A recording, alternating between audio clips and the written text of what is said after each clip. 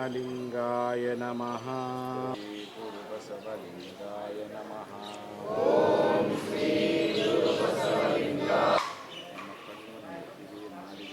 ಇಷ್ಟಲಿಂಗ ಪೂಜೆ ಅಂದರೆ ನಮ್ಮ ಇಷ್ಟಾರ್ಥಿಗಳನ್ನು ಪೂರೈಸುವಂತಹ ಹಿನ್ನೆಲೆ ಒಳಗೆ ಇಷ್ಟಲಿಂಗಕ್ಕೆ ತಂದೆಯಾಗಿರ್ತಕ್ಕಂಥ ಇತಿಹಾಸ ಇದೆ. 12ನೇ ಶತಮಾನದಲ್ಲಿ ಬಸವಣ್ಣವರು ದುಡಿಯುವಂಥ ವರ್ಗಕ್ಕೆ ಒಂದು ದೇವರನ್ನು ಕೊಟ್ಟರು. ಆ ಪರಮಾತ್ಮನ ಸಂಕೇತವಾಗಿರ್ತಕ್ಕಂಥ ಕುರುಹೆ ಇಷ್ಟಲಿಂಗ.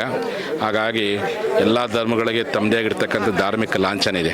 ಹಾಗಾಗಿ ಲಿಂಗಾಯತರಿಗೆ ಯಾವುದಪ್ಪ ಲಾಂಛನ ಅಂದರೆ ಈ ಕೊರಳಾಗಿರ್ತಕ್ಕಂಥ ಇಷ್ಟಲಿಂಗ, ಹಣೆಲಿರ್ತಕ್ಕಂಥ ವಿಭೂತಿ, ಕೊರಳಾಗಿರ್ತಕ್ಕಂಥ ರುದ್ರಾಕ್ಷಿ, ಇವು ನಮ್ಮ ಧಾರ್ಮ ಲಾಂಛನಗಳು.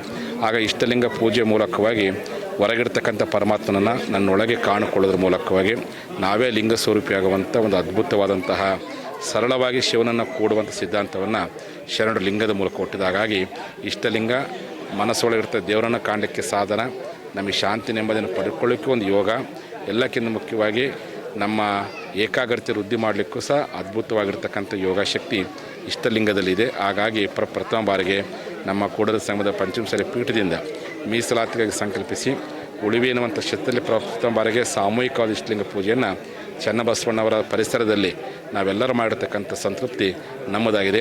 ಈ ಚನ್ನಬಸವಣ್ಣ ಇವತ್ತಿನ ಸರ್ಕಾರಕ್ಕೆ, ಈ ಸಮಾಜಕ್ಕೆ ಮೀಸಲಾತಿ ಕೊಡುವಂಥ ಸದ್ಬುದ್ಧಿ ಕೊಡಲಿ ಅಂತ ನಾವೆಲ್ಲ ಪ್ರಾರ್ಥಿಸಿ ಇವತ್ತು ಲಿಂಗ ಪೂಜೆಯನ್ನು ಸಂಕಲ್ಪ ಮಾಡಿದೆ. ನಾರ್ತ್ ಫಸ್ಟ್, ಉತ್ತರ ಕರ್ನಾಟಕದ ಆವಾಜ್.